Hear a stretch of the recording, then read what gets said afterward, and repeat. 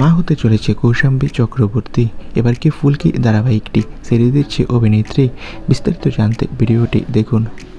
শোনা যাচ্ছে ফুলকি ধারাবাহিকে আগামী দিনে আসতে চলেছে নতুন টুইস্ট।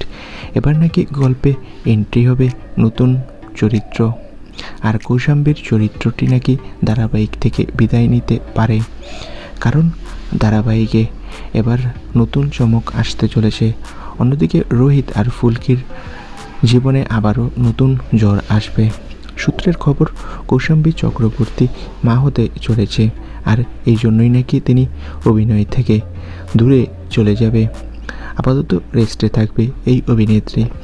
অন্যদিকে অভিনেতা আদ্রিত রয় নাকি পরামর্শ দিয়েছে এখন আর অভিনয় করা লাগবে না অভিনেত্রী। কৌশাম্বী চক্রবর্তী মা হওয়াতে আপাতত কিছুদিনের জন্য সিরিয়াল জগৎ থেকে বিদায় নিতে পারে এই অভিনেত্রী। তো বন্ধুরা, কৌশাম্বী চক্রবর্তী যদি মা হয়, তোমাদের কার কার ভালো লাগবে কমেন্ট করে তোমাদের মতামতটি জানিয়ে দাও। আর টেলিপাড়ার সব লেটেস্ট আপডেট পেতে আমাদের চ্যানেলটি সাবস্ক্রাইব করে পাশে থাকা বেল আইকনটি বাজিয়ে রাখো। সবাইকে অসংখ্য ধন্যবাদ।